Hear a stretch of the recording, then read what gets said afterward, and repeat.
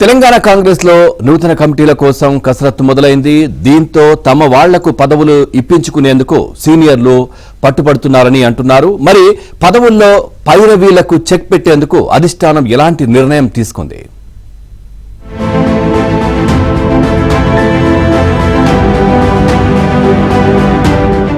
Telangana Congress party అధ్యక్షుడిగా మహేష్ కుమార్ గౌడ్ నియామకమై 8 నెలలు దాటినా ఇప్పటి వరకు నూతన కమిటీలు వేయలేదు.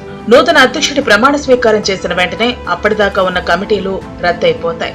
కొత్త అధ్యక్షుడు తనకు అనుకూలమైన సభ్యులతో కమిటీని వేసుకోవటం ఆనవాయితీ.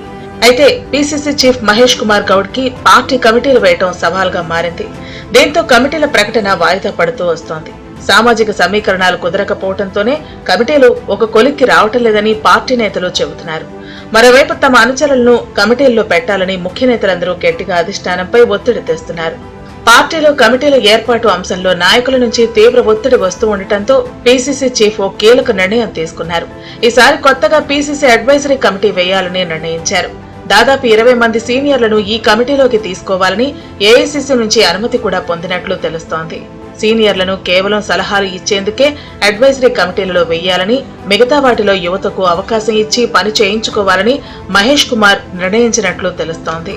పార్టీ వైస్ ప్రెసిడెంట్లు, జనరల్ సెక్రటరీల విషయంలో తీవ్రమైన పోటీ ఉందని హస్తనేతలు చెబుతున్నారు. పార్టీ కమిటీల్లో తాము చెప్పిన వారికే పదవులు ఇవ్వాలని మంత్రులు, సీనియర్లు పీసీసీ చీఫ్ కు అల్టిమేటం జారీ చేశారట. ప్రభుత్వం ఏర్పాటయ్యాక చాలా మంది కాంగ్రెస్ పార్టీలో చేరారు. ఇప్పుడు వారికి పార్టీలో పదవులు ఇవ్వటం ఓ ఛాలెంజ్ గా మారింది. కొత్త వారికి అవకాశం ఇస్తే పాతవారు అసంతృప్తి వ్యక్తం చేసే అవకాశం ఉంది. ఈ విషయంలో బ్యాలెన్స్ చేయడంపై పీసీసీ చీఫ్ తో పాటు CM Revanth, party incharge Meenakshi Natarajan చర్చించినట్లు తెలుస్తోంది.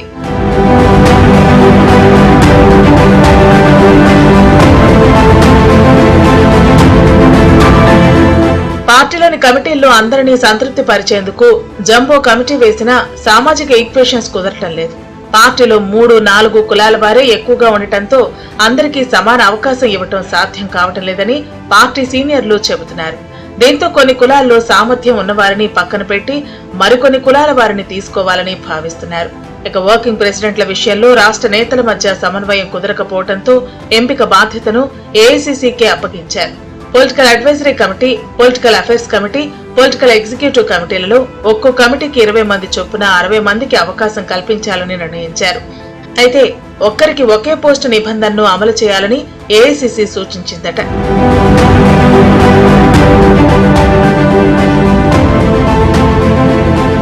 కమిటీల్లో చోటు కోసం పట్టుపట్టి కొందరు పదవులు పొందటం తప్ప పార్టీ కోసం కష్టపడి పనిచేయటం లేదనే వాదన కూడా నడుస్తోంది.